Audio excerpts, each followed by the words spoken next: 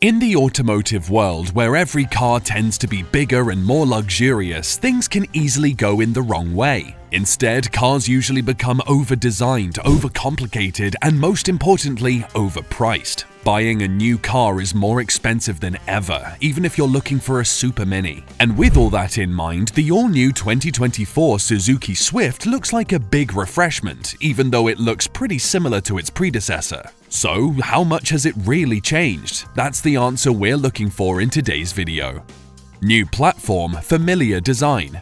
If you take a glimpse at the new 2024 Suzuki Swift, the changes will probably go unnoticed, because the two generations look really close. The overall shape is the same, just like the proportions. Even the aesthetical differences are minimal because the Japanese carmaker knows very well that when something isn't working, don't fix it. And indeed, we always liked the looks of the previous generation Swift. A mix of funkiness and practicality turned this super mini into a really appealing car. And with its dynamic lines, there was really no need for bigger changes. So you'll definitely have to look twice to notice the changes. At the front, the headlights are one of the first guesses. The overall shape hasn't changed much, but you can easily notice new LED lights inside the housings, which bring that futuristic flavor to the familiar design. Then there's the hood, slightly revised and complemented with a little bit of a reshaped grille and the bumper that somehow looks both cleaner and more aggressive at the same time. Of course, let's not forget the new badge position as well, which is now a little bit higher at the top of the bonnet. As mentioned, the overall shape remains largely unchanged, though it's easy to notice the line that spans the entire length of the car, making it look more muscular and more aggressive. Of course, new wheels also contribute to the overall visual appeal, while we particularly like that the palette has expanded with some pretty interesting paint options. Finally, the rear end is highlighted by new taillights, which are slightly sharper and more modern looking than before, while the rear bumper sees only a minor tweaking. All in all, the new model looks a little bit more modern despite the subtle changes. The overall shape remains the same, but we actually like that because the previous generation was already an attractive car. But we're pretty sure that you're way more interested in what's under the skin, so let's focus on the mechanical aspect of the car now. Platform, suspension, dimensions. Under the familiar suit, there's also quite a familiar platform, with important updates that make the new generation an even better car than before. Because the familiar hatchback architecture, which has been underpinning the previous generation as well, has undergone some revisions. Not only that it incorporates new engine design, but it also brings benefits in the way that it accommodates all kinds of new technologies, including the latest safety systems, which we'll talk about in a few moments. But first, let's talk about the basics, starting from the weight that can vary from 1850 to 2200 pounds, depending on the configuration you pick. Why is this so important? It's because Suzuki Swift remains one of the rare super minis on the market that still weighs under a ton. In other words, it still has the potential to ensure an engaging driving experience, something that's been long gone in the case of most competitors. And speaking of the driving experience, let's not forget to say a few words about the suspension setup, which is pretty similar to the previous model. A McPherson on the front along with a torsion beam on the rear end. That's always been Swift's winning combination, and things are no different in the new model. Once again, we're talking about a super mini with excellent handling, a car that's really engaging to drive, super maneuverable, and easy to park anywhere. Once again, it's about that perfect balance between modern tech and cheap design solutions that keep this car a joy to drive and cheap to maintain at the same time. The brakes are the best example, as once again there are well-performing ventilated discs at the front and affordable and durable drums on the rear end. Size-wise, the new Swift doesn't try to be more comfortable than a super mini should be, and therefore keeps pretty much the same dimensions as its predecessors. In numbers, that would be around 152 inches or 3,860 millimeters in length, 66.7 inches or 1,695 millimeters in width, and 59 inches or 1,500 millimeters in height. The wheelbase is also identical to the previous model and goes around 96.5 inches or 2,450 millimeters. Interior design.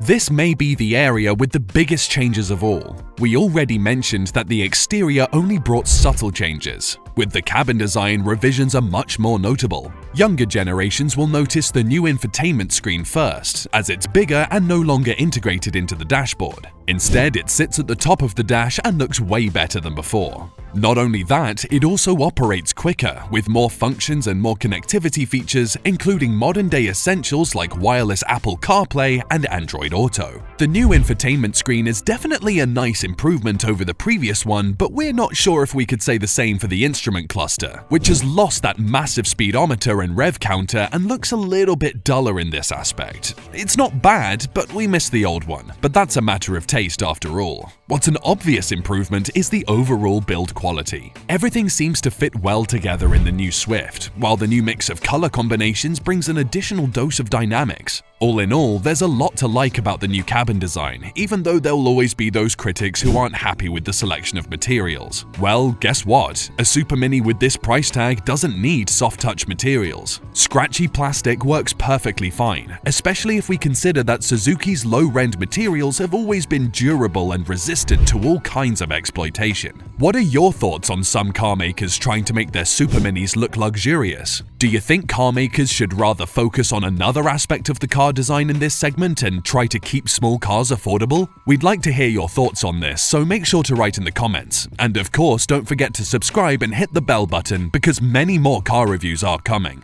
Now, back to the subject. What's more important is the driving position, and just like in previous generations, it's perfect. The visibility is very good in all directions, while the ergonomics are great. The new steering wheel felt nice under our hands, and we particularly liked its precision. And speaking of precise things, the 5-speed manual is as sharp as ever, but we'll get onto that in a moment. Before that, let's not forget to mention a significant improvement in terms of sound insulation. Compared to the previous model, there is significantly less noise and vibration, so we must say that the new Swift is no longer just a fun car to ride, but also a quiet and convenient vehicle with good soundproof characteristics, even at highway speeds. As for the passenger space, once again things are pretty much the same as in the previous model, so you can count on a pretty decent amount of room, even in the second row, which can accommodate 2 adults with ease. Even the 265-litre boot seems decent enough for most customers. Powertrain and performance.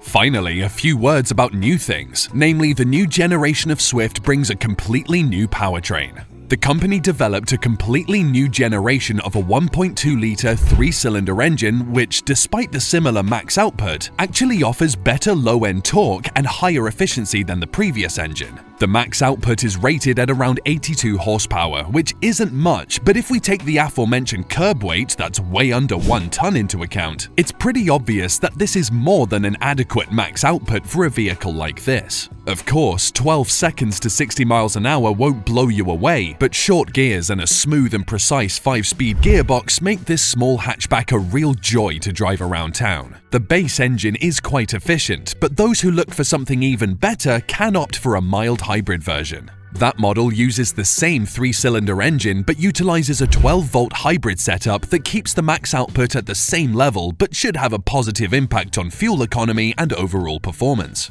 According to the manufacturer, this mild hybrid setup can achieve over 64.2 miles per gallon, which is excellent for the segment, while those caring about emissions will be happy to hear that this setup emits no more than 99 grams of CO2 per kilometer. As for the transmission, a 5-speed manual is standard, but buyers can also opt for a CVT, which has been reworked and now weighs less than the previous unit. And just like the previous generation, the new 2024 Suzuki Swift is also available with an all-wheel drive system, which is a pretty exclusive thing in this segment. As for the more powerful 1.4-litre Turbo 4, details are still unavailable, but some sources suggest that a version with this engine could arrive a little bit later this year. Safety features.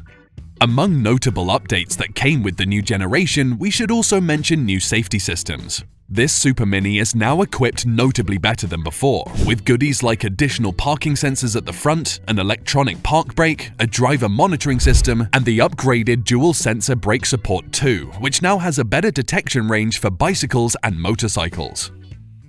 Pricing and availability. The new Suzuki Swift already debuted on most markets with a starting price that's a little bit higher compared to the previous generation. But with a starting price of £18,699 in the UK, it's easily one of the best values for money in the segment. This is one of the few remaining honest cars, which puts quality and functionality before fancy features. And that's why we have no doubt that the new generation will be at least as successful as the predecessor. What do you think about the new 2024 Suzuki Swift? Do you like its subtle changes, or would you wish the company had put a little bit more effort into making it modern? Let us know in the comments, and don't forget to subscribe.